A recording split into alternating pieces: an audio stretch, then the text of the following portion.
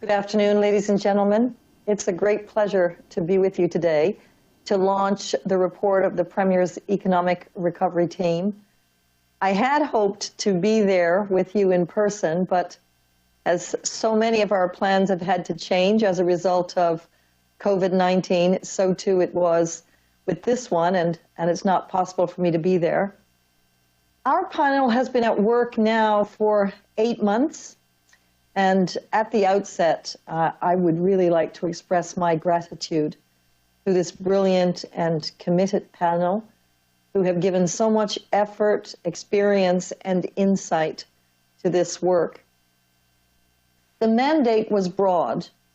We have studied and discussed all economic sectors, the social fabric in the province of Newfoundland and Labrador, and the governance approach in government, in its agencies and corporations, in the educational establishment, the health establishment, and in non-governmental activities as well. We have found from all of our discussions that people are concerned. They want a better set of opportunities for their children and grandchildren.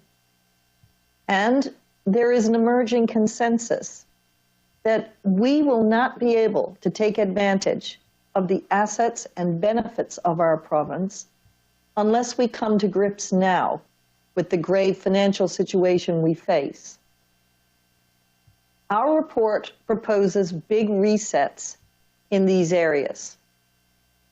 First, we have to drive economic growth by becoming a leader in what is the global challenge of our generation, the transition to a green economy. Second, we have to refocus our social compact to concentrate more on the quality of the preparation we are giving our young people. They need higher caliber and different skills to power the green economy. More is required of them than was required of my generation. Their numbers are declining, but the numbers of retiring people in Newfoundland and Labrador is growing faster than any other province.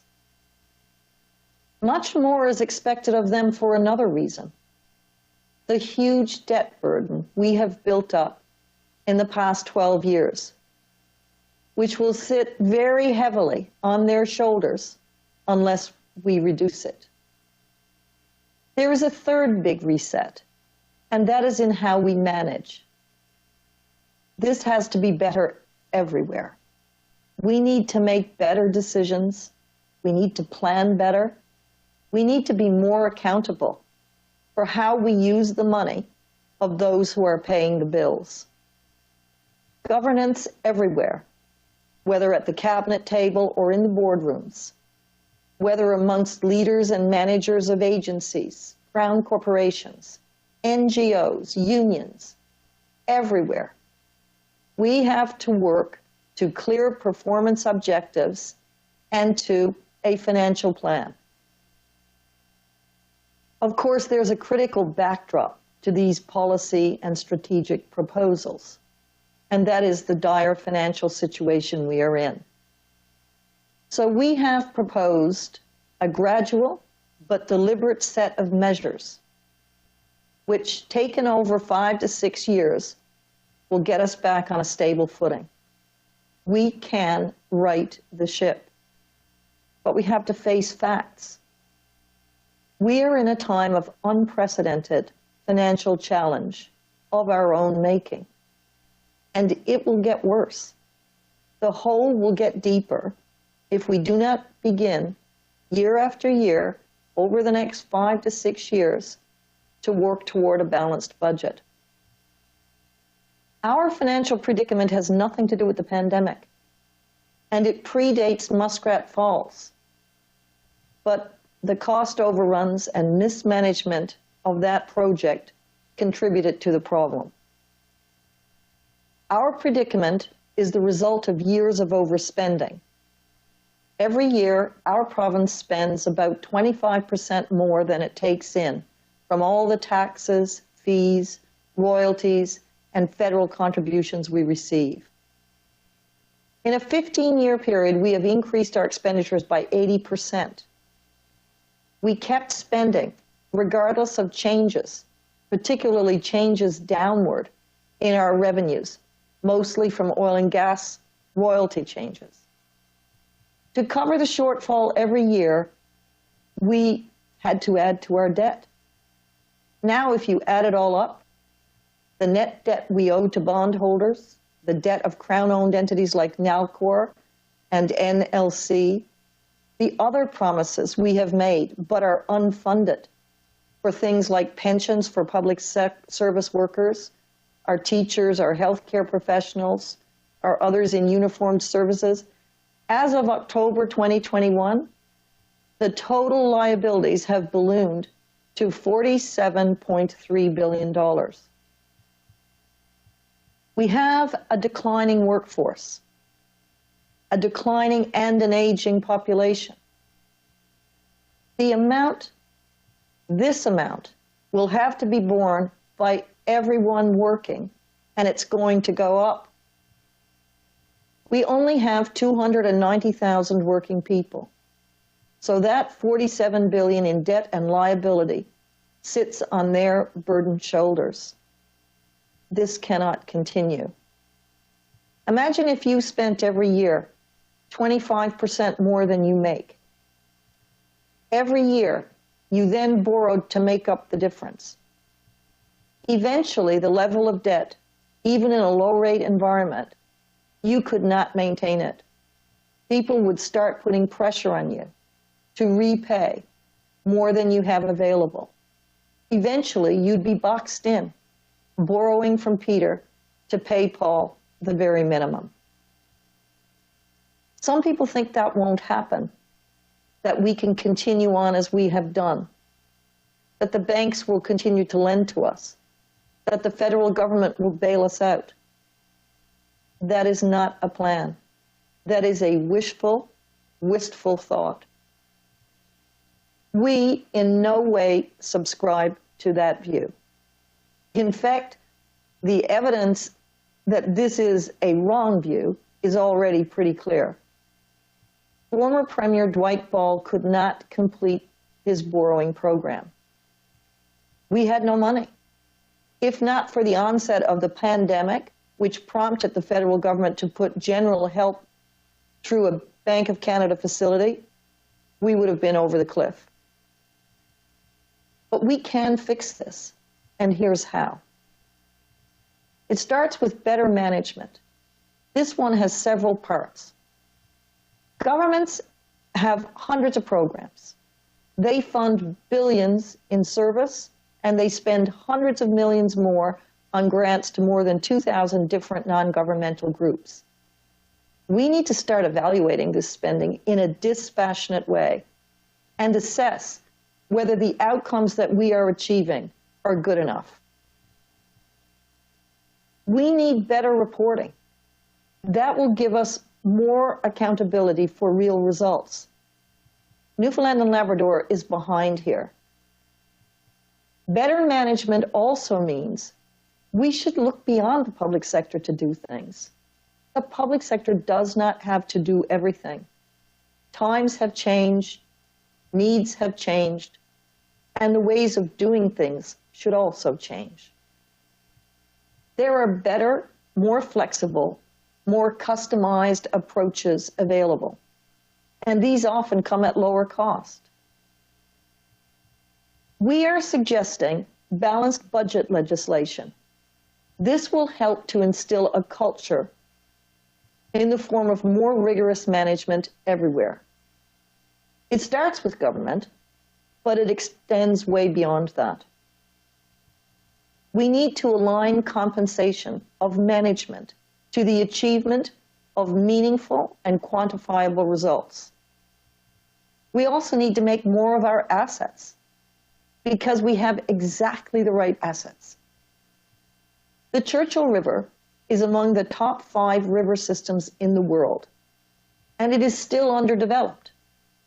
The power of the upper Churchill River reverts back to the province in 2041.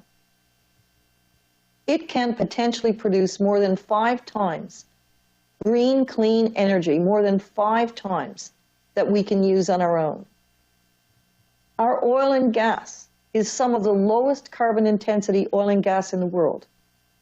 It is urgent now that we get our offshore back into production. Clean oil will be a significant part of global energy requirements for the next 30 or 40 years. Our mining assets include the rare earth minerals that are needed for battery manufacturing, solar panels, and wind turbine blades. Our iron ore is some of the lowest carbon footprint iron ore in the world. Industrial-scale hydrogen projects are a growing component in the quest to produce green energy. We shouldn't be scared to reconfigure our asset portfolios, especially if the value we achieve allows us to pay down our debt, and as a result, reduce the second largest expenditure we have, which is servicing that debt. Capital is being diverted everywhere for green economy transition, but we will need to compete for it. So the third thing we can do is to create a future fund, using a portion of our oil and gas revenues, using revenues from asset sales. This will help us attract green capital to the province. We propose the future fund be used for 2 purposes and 2 purposes only: to drive the green economy and to pay down debt. By creating partnerships with Aboriginal communities, with the federal government, with the private sector, we can become a leader in green economy transition. The future fund will be necessary to facilitate this. It can also be used to incentivize the technology development and adoption that is a critical part of this endeavor.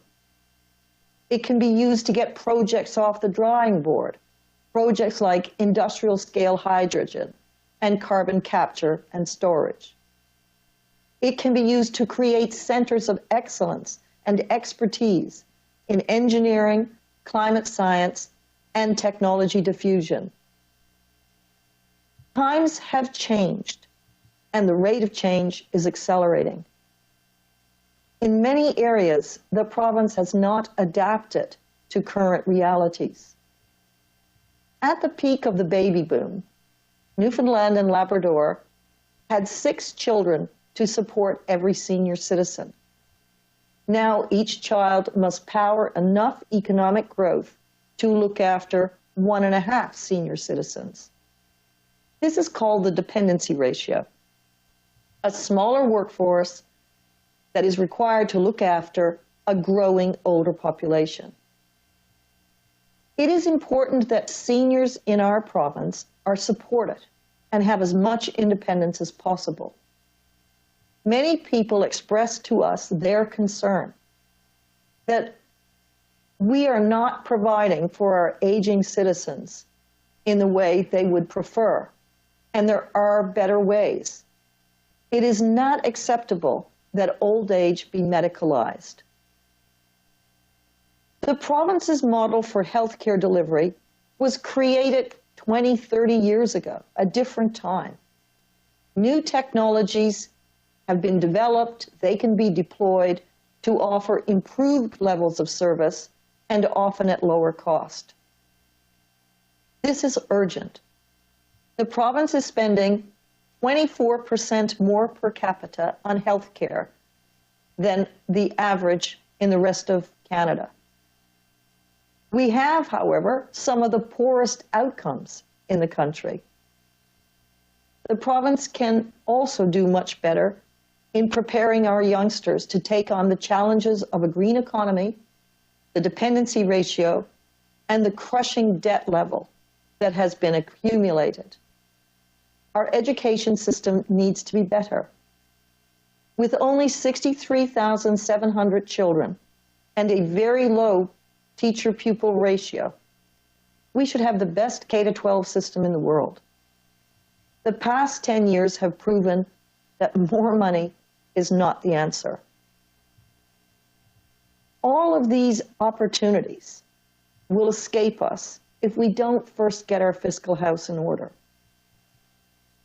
This is why we have proposed a detailed, multi-year financial improvement plan. It is a balanced and measured approach, a combination of expenditure reductions and revenue increases and better use of our assets, such that over the next 5 years, we can get out of this perilous situation. This is not the time for ideological half-truths or a counting sleight of hand. The only way out of this is old-fashioned, practical economics. It's not about balancing the budget for the sake of it.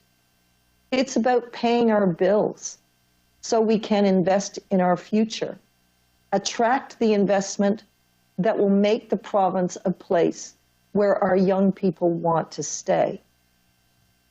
The plan proposes measures that will get us in the black by 25-26. While 2021 is primarily an organizational and planning year, some changes have to start immediately. I am happy to take questions on the detailed measures we have proposed. But before I close, may I ask you this question? In your heart of hearts, what do you think will be the prospects for our province if we fail to make these big resets? What is the future that we can promise to our children? Without action, it's our fear that they will find it is better to move away and to raise their families in other parts of the country, as generations have done before them. This report, this proposed big reset, is aimed at them. I hope we can now begin conversations everywhere and come together as we always have and put the province on a stronger footing and once again punch above our weight. Thank you.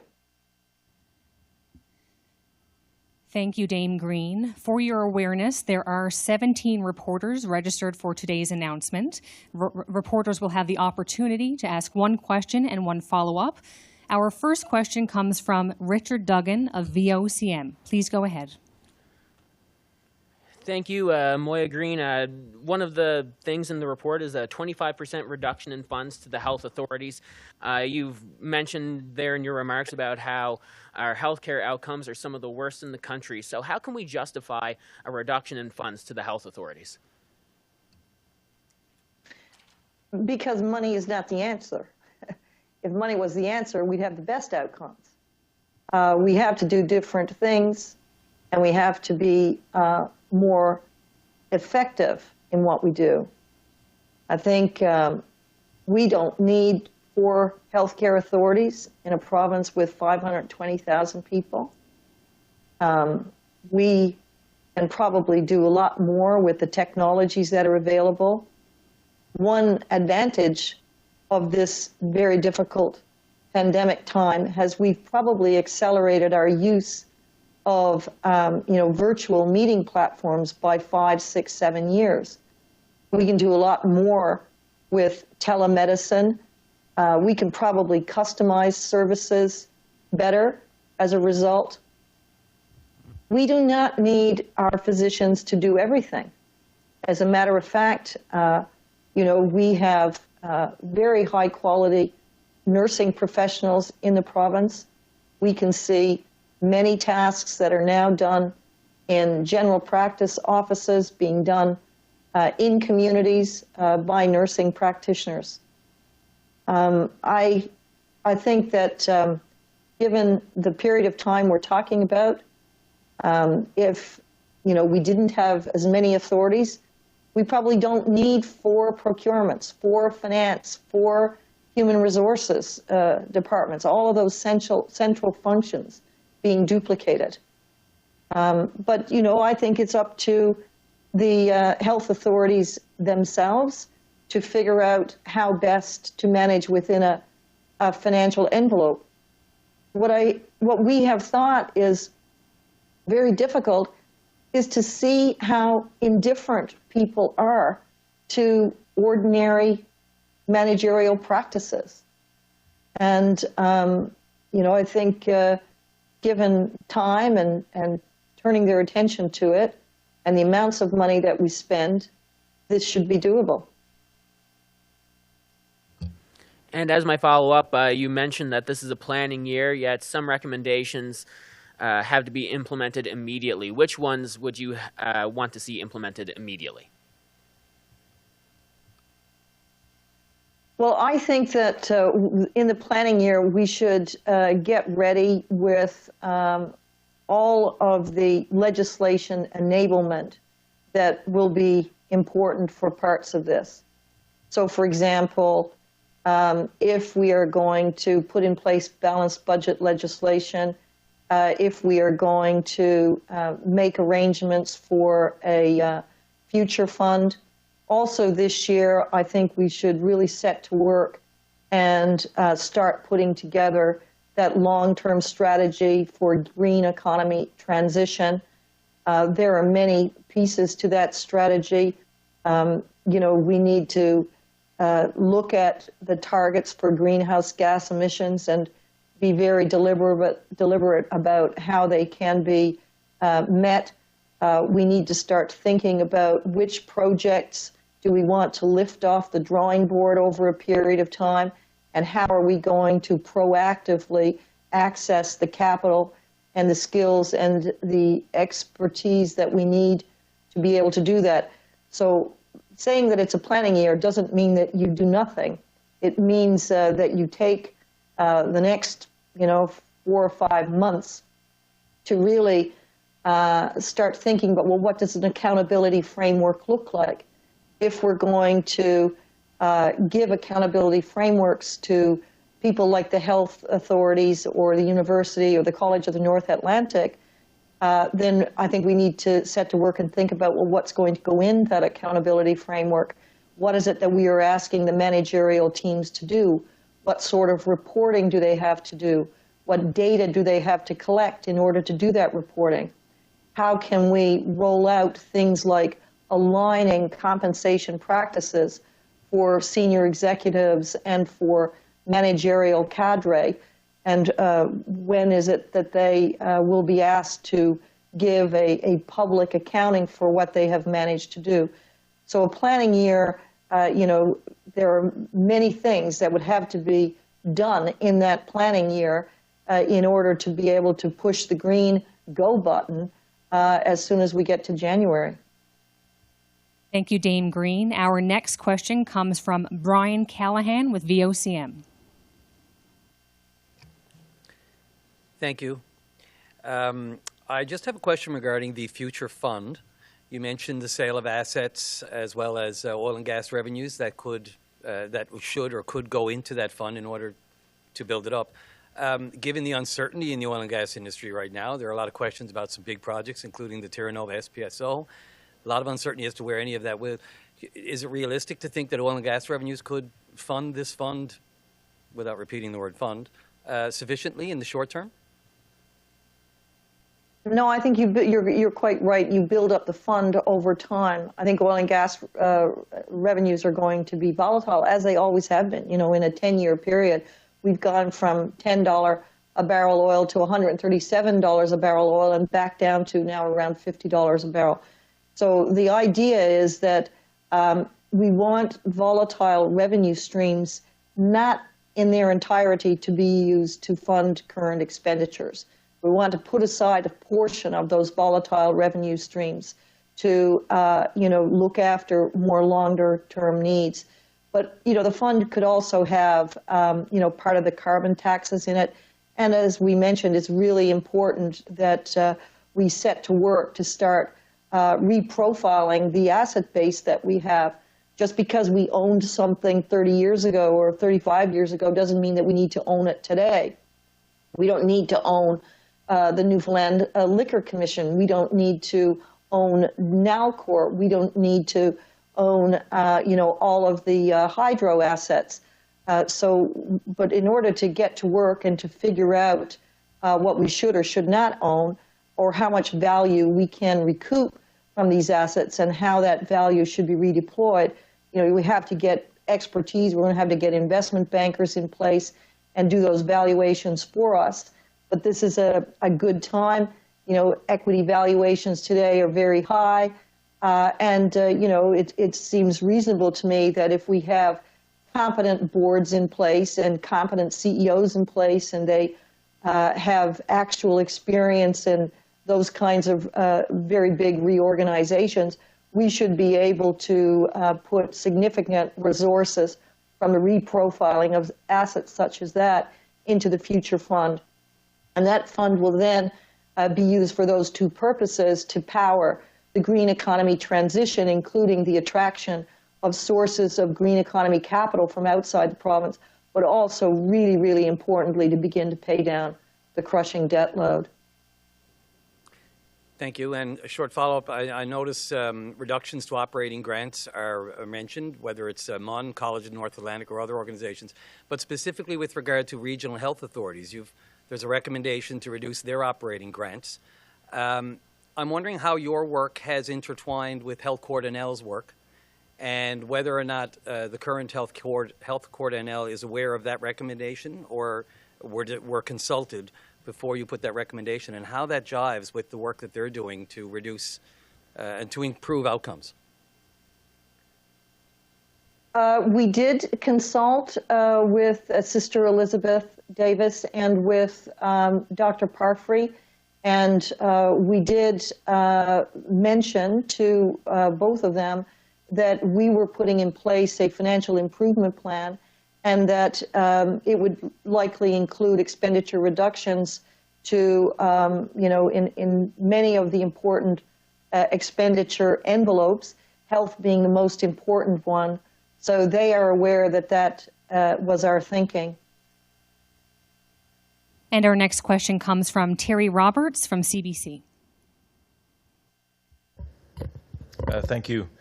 You have recommended some, you're calling them modest tax increases. Can you walk through for us how the tax increases you're proposing and how much revenue you believe those tax increases might attract? Yes, in general terms, we're proposing a 1% increase in personal income tax, but we are proposing that all of the thresholds and credits that are in place for low-income residents of the province be kept in place. So we do not want the least able to be asked to shoulder more of the burden.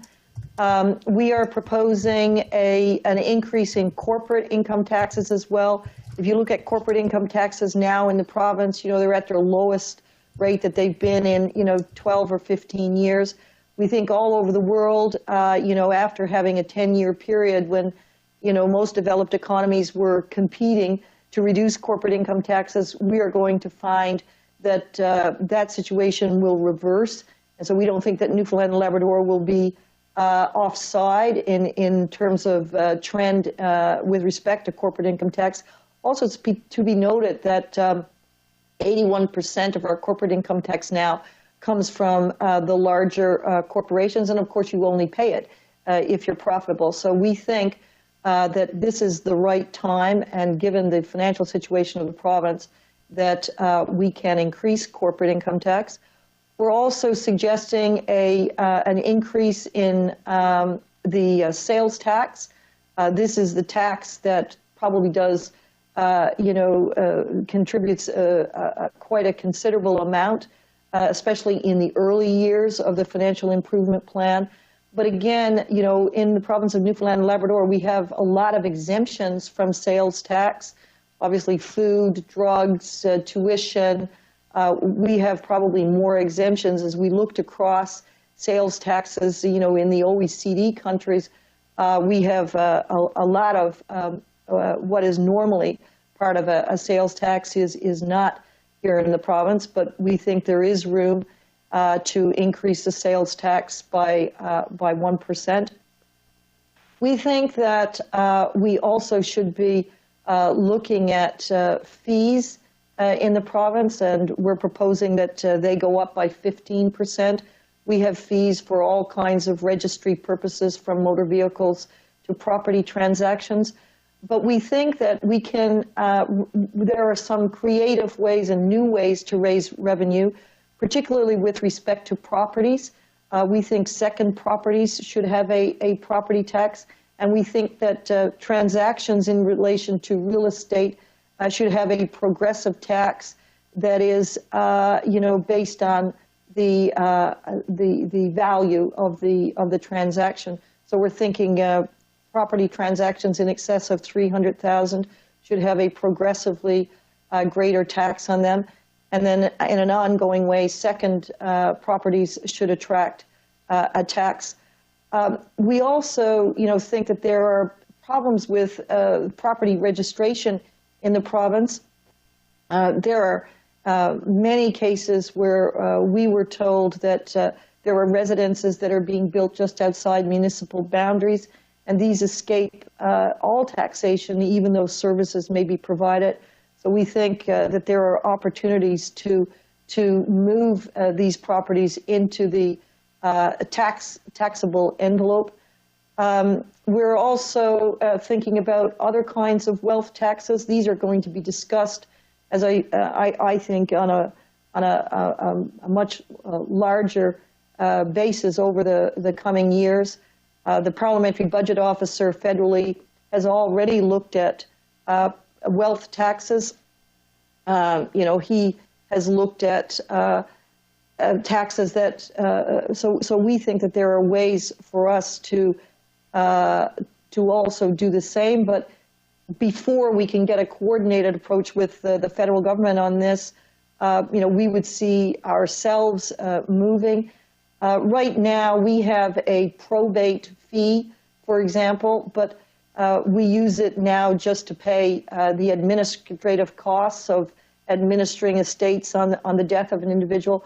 But we think there's an opportunity to collect taxes, particularly for larger estates, so estates in excess of $1 million. We think it's quite reasonable to expect that those estates would contribute more to the province's financial improvement. That is the case now.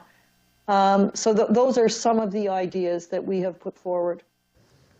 All right, you make it clear in your report. You reminded us really that we have the largest public service per capita, probably in the country, and that many people working in the public service make more, according to your statement earlier, than similar jobs in the private sector. So you're calling for the big reset. You're calling your report, but you also, I guess, seeking a reset with the unions. What does that look like? Well, I think, managers and executives in the authorities that employ our public servants really should think about that. But, there's no doubt that the public sector union leadership in our province is, they probably know as well as I do about the financial situation of the province. And given that public sector salaries and benefits are 41% of expenditures, it does seem to me that there is an opportunity for a good and productive discussion to be had. We've thought about things like salary freezes. We've thought about things like 4-day weeks. We've thought about things that don't need to be done in the public sector. But, at the end of the day, that's not for us to negotiate. That is for the leadership in the entities that employ our public service and with whom the contracts are made. But we think that there should be a little bit of pressure felt by public sector union leadership to be reasonable and come to the table and to put their shoulders to the wheel with everybody else in the province and to contribute. And so, if after a certain period of time there's no movement at all, we think it's reasonable to consider effective legislative means. Thank you, Dame Greene. So I know we only have a limited amount of time, so we're going to keep things moving along with our next question that comes from Glenn Whiffen from The Telegram.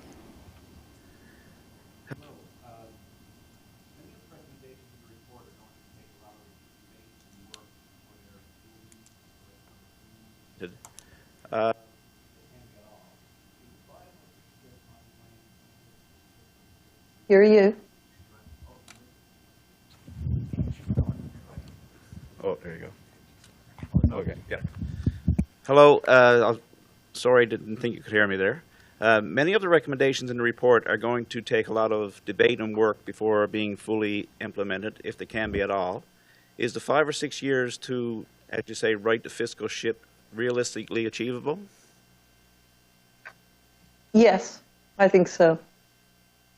As a matter of fact, you know, if we can reprofile our assets, let's say in the next 2 or 3 years, and realize value to significantly pay down debt, you can then significantly reduce a $1.5 billion expenditure, the second largest expenditure, which is debt charges and financing charges.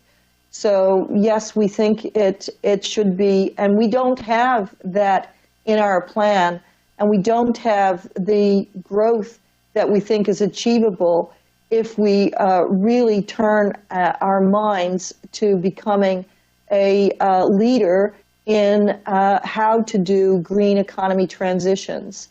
And with a small economy, but a resource-based economy, an economy that has this beautiful asset base, not just the Churchill River, but you know, the mining resources that we have, we think none of that, we don't have any of that growth factored into our plan. So we think 5 to 6 years is more than reasonable. How important is it to get the Gull Island or the Churchill Falls, all the different projects in line for the future of the province, including the return of the 2041 Upper Churchill? We think very important. The Churchill River is a beautiful asset. It's in the top 5 river systems in North America, the top 20 around the world. It is green, clean, hydroelectric. It is, you know, the potential is 5 times greater than we need for our own use. So we think the Churchill River is a beautiful asset. And even if 2041 seems like a long way off, it'll come in no time. You know, we need to plan now how we see the Churchill River figuring in our green economy transition. We can see bundling opportunities for pilot projects, for example, industrial scale hydrogen, or bundling our opportunities in rare earth minerals close to the Churchill River that would be, you know, all part of a transition to a green economy. So we think it's very important. Next question comes from Barb Sweet from The Telegram. Can you hear me okay? So I want to bring you back to the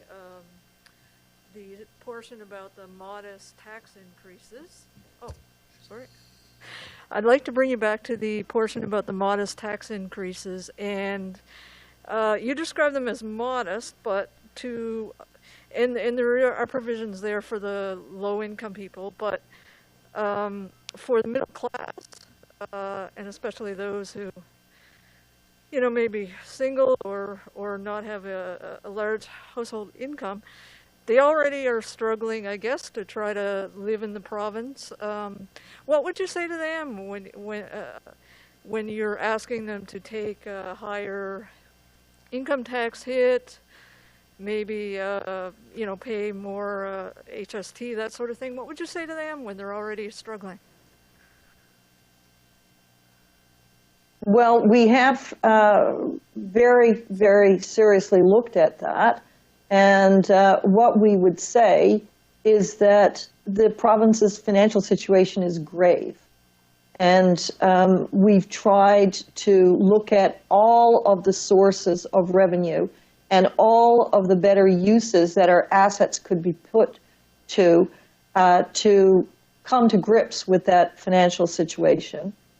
And secondly, you know, we do want to protect the lower income people as much as possible. And we know that, you know, the middle income people, you know, bear already a sizable share. But it's important to note that 40% of the taxes in the province are paid by 7% of the taxpayers. And we have tried to put in place an even more progressive system of taxation. That is the reason why we think the creative taxes that we're suggesting here, the new taxes that are on wealth or proxies for wealth, like second homes in the province or elsewhere, or probates of estates that are larger than $1 million, or gifts that are greater than $10,000 at a time. What we've tried to do is to say, well, look, we've got to sadly ask the wealthy to contribute more, and it can't just be on the incomes of the middle class.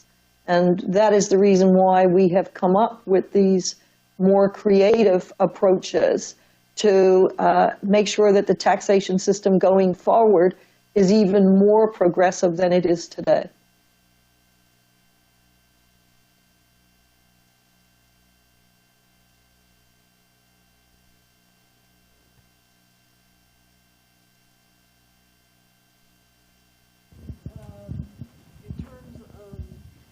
I'm sorry, I can't hear you. Sorry, I don't know why that's not working so well. Can you hear me now?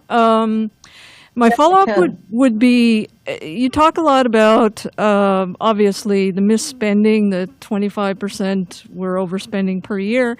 And can you elaborate more on where you think this all went wrong? I mean, during the boom times, what could have been done, what in your mind could have been done different to avoid this situation? Well, I think that we should have had across the board a deeper understanding that you cannot be indifferent to deficits. And, we have been shocked as a panel, to talk to very senior managers in different places who, just think that deficits don't matter. That makes things impossible for anybody. So there are ordinary principles of management that we think have not been respected for a long time. So one of the resets is on that side to reinstill a culture. What we could have done, other countries in the world have volatile revenue streams too, but they don't, because they're volatile, they don't spend all of the money from that source in current expenditures. They put a portion of it away for times when the revenue stream comes off. Why? Because the expenditure side of the ledger is usually harder to adjust, takes more time to adjust. You can't adjust it, but it usually takes more time. And so what could have been done? Well, when that year that we had $2 billion coming in to the provincial coffers from oil and gas royalties, when the price was up in the 130s or so a barrel, we could have said, well, we're not going to spend all that this year. We're going to take $1 billion of that, and we're going to put it in a fund for when the oil price goes down. And we still have a pretty rigid expenditure profile that we have to try to manage.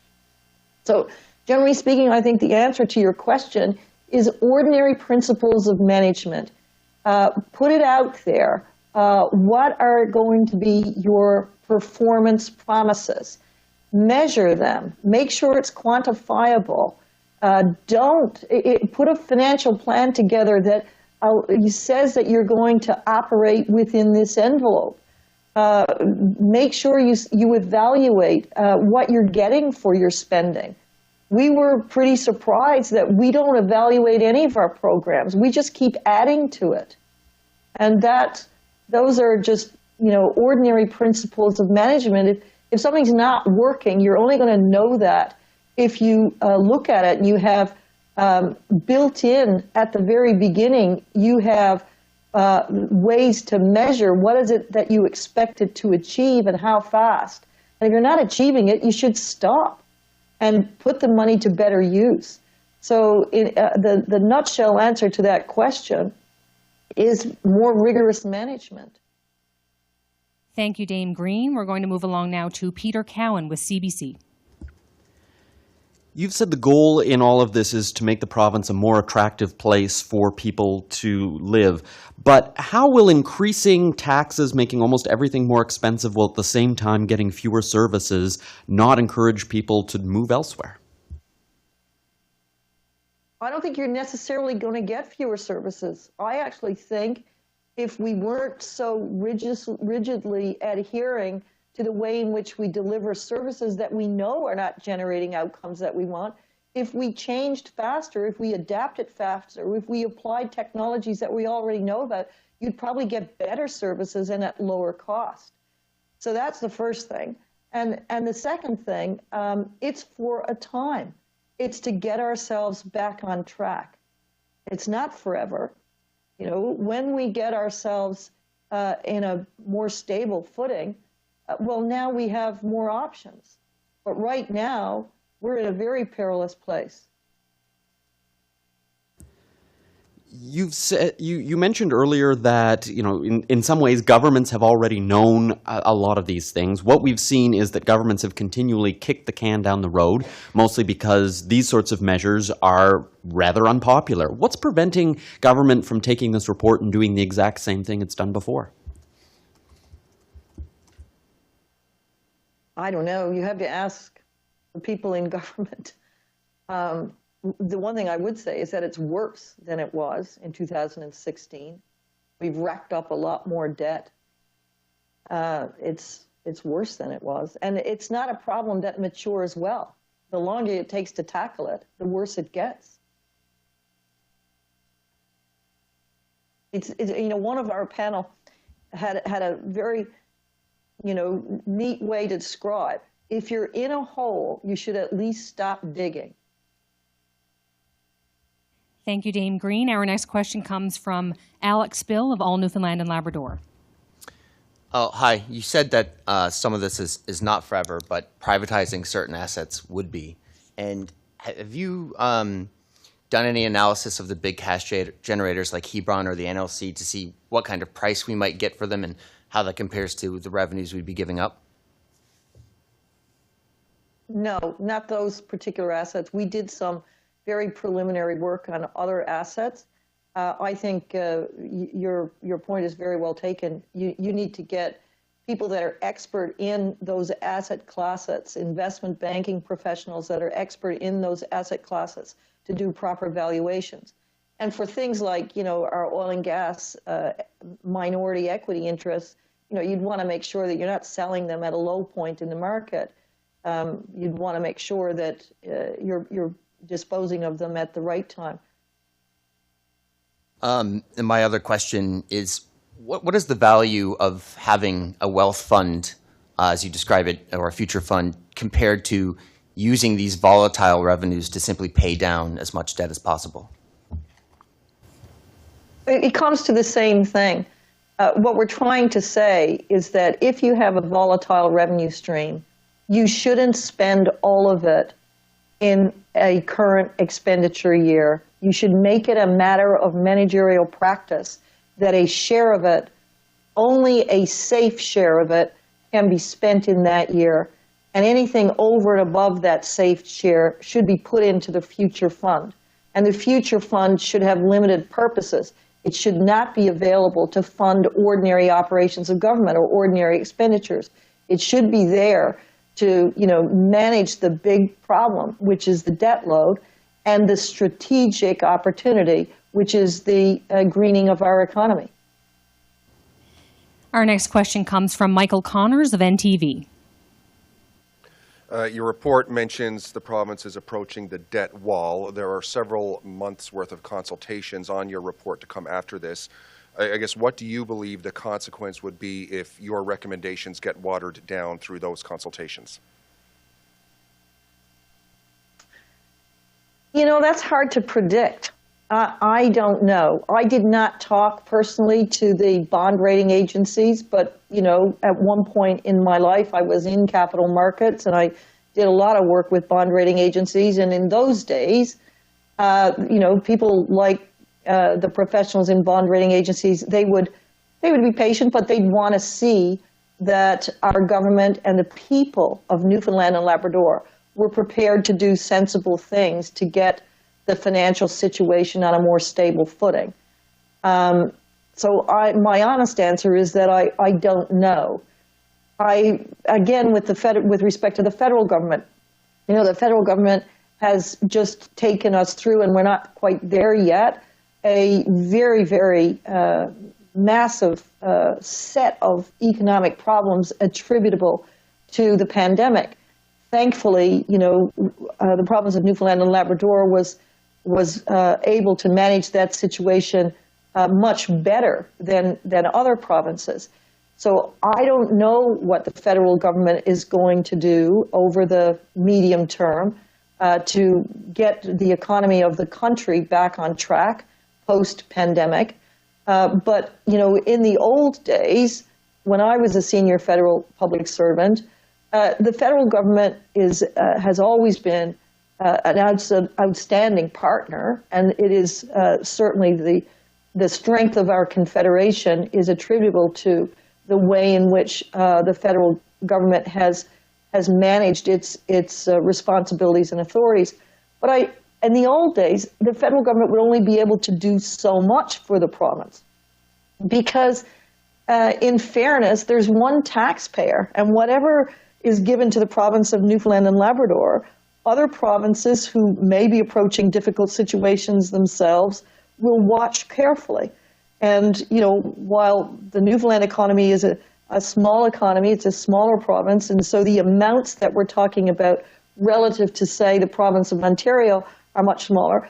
But, if similar situations were to arise in a big economy with 14.5 million people like Ontario, the federal government would be wary of moves that it would take. Also, the federal government, even though it is an incredible partner in our confederation, the federal government would not want a province to feel that, they could ignore ordinary managerial principles in managing their economy. That's at the end of the day is definitely not good for the confederation. So my honest answer is that I don't know. But in the old days, circumstances may be different right now as we try to recover from the pandemic, but that's going to come to an end. And it's, we're probably going to see, our way clear when we get closer to 2022. Then I think people like bond rating agencies and indeed the federal government, they will look to see what the people of Newfoundland and Labrador and the government of Newfoundland and Labrador are going to do to fix their own problem. You also recommend eliminating NALCOR, and I'm just wondering, how will that work in the context of the Muskrat Falls contracts, the federal loan guarantee? There's a lot of very restrictive language in those contracts that make NALCOR a partner in that project. So how will eliminating NALCOR work? It's a big reorganization. There's no question about it. But, there's a lot of duplication of assets, and we think that with respect to NALCOR, it's far too complex and unwieldy, for the size of our province. And, we have suggested in our report, the sorts of things that might be done to various parts of the organization. It starts with, I think, getting a very experienced board in place and a very experienced CEO in place, one that is got a background in managing major reorganizations like that. Our next question comes from Kellyanne Roberts with NTV.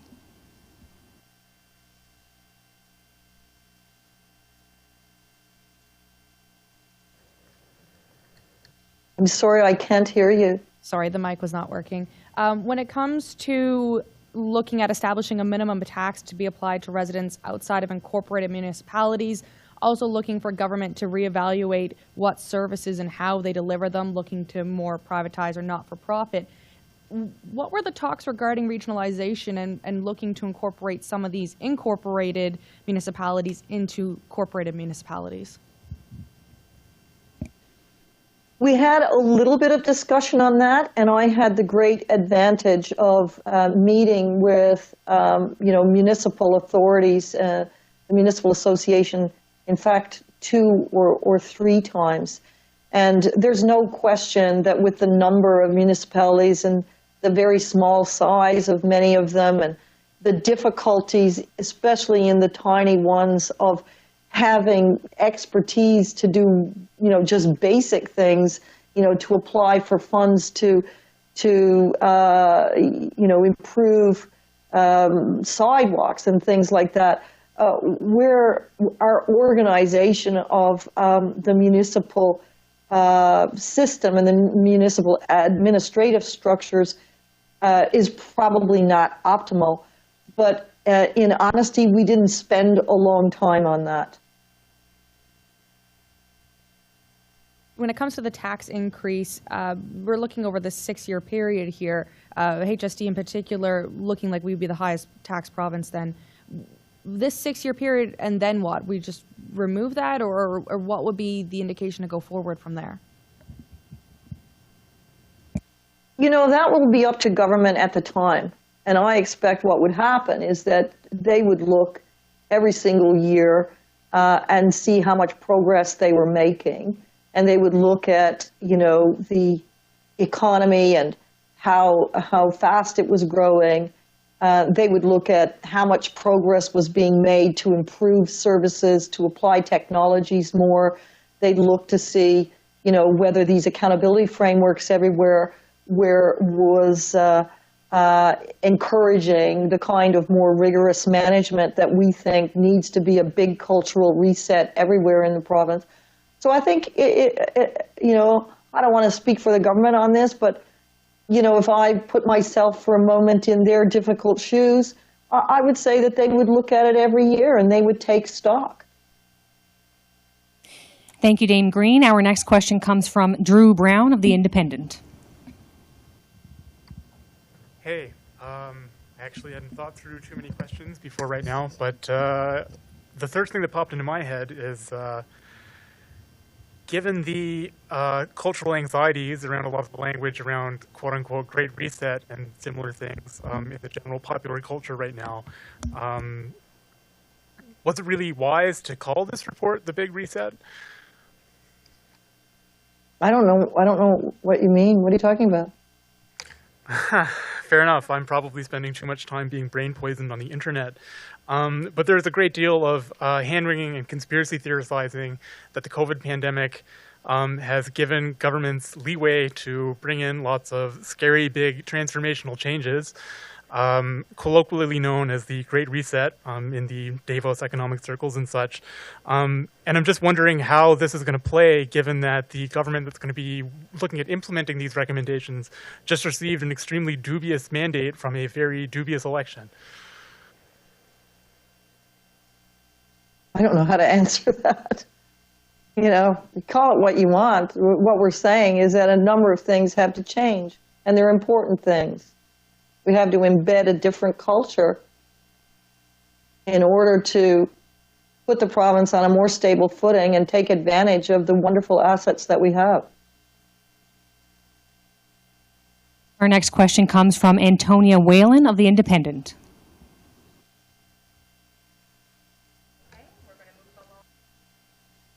And that comes from Patrick Butler of Radio Canada. Bonjour, Madame Greene. Vous recommandez l'abolition du Conseil scolaire francophone provincial. Il y a des droits linguistiques en jeu. Avez-vous considéré la constitutionnalité d'éliminer un Conseil scolaire francophone provincial? Non. On n'a pas fait des recherches en matière de la loi, de n'importe quelle partie de la loi, surtout les matières constitutionnelles. Ce que nous voudrions recommander, c'était que l'administration, pour les les établissements scolaires soient plus minces.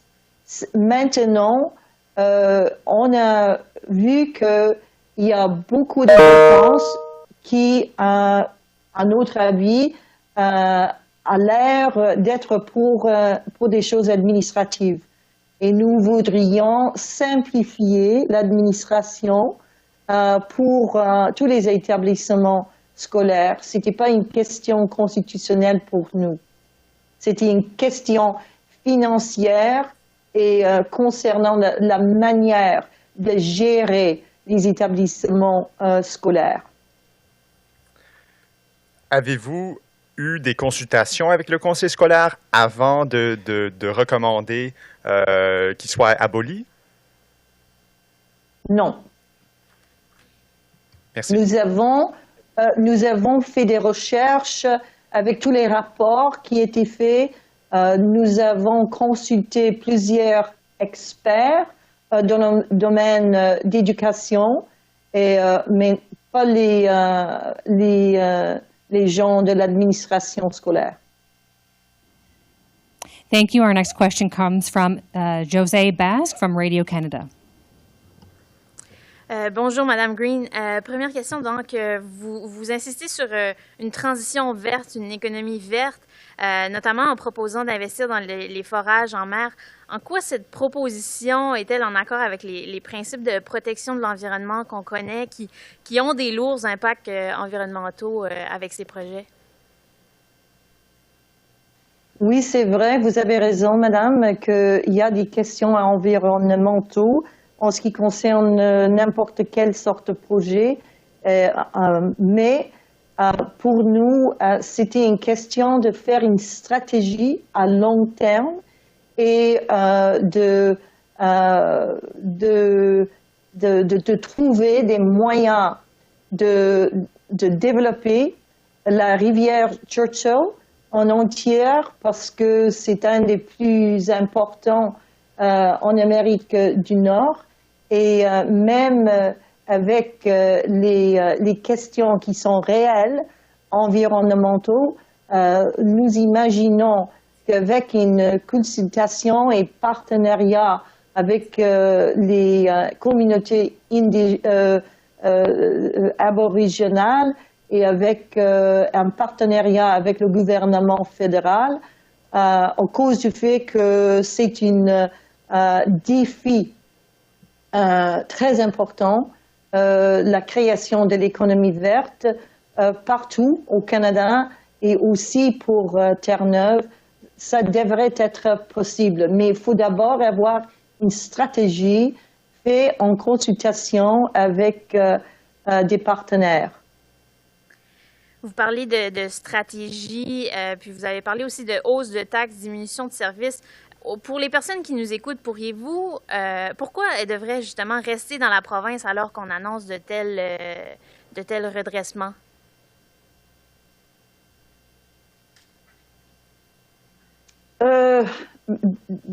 Concernant les hausses de taxes, c'est ça? Oui, et l'impôt puis la diminution des services par rapport à ça. Nous trouvons que la situation financière dans la province est vraiment un défi et c'est urgent que ça soit amélioré. Et nous avons proposé alors les haussements de taxes, mais aussi les réductions importantes des dépenses. Ça nous faudra les deux choses, les deux éléments pour améliorer la situation financière de la province. Thank you. And our final question comes from Sarah Smelly with the Canadian Press. Hi there. Can you hear me okay? Yes. How do you Yes, I can. Thank you. How do you expect people will react to these recommendations?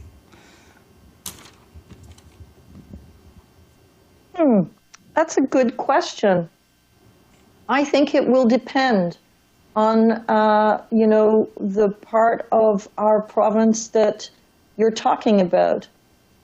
I think if you are a young person in school today staring at that debt load, staring at the challenge of our generation, which is to manage better the climate change, staring at the dependency ratio, you will want to see the province put on a more stable footing.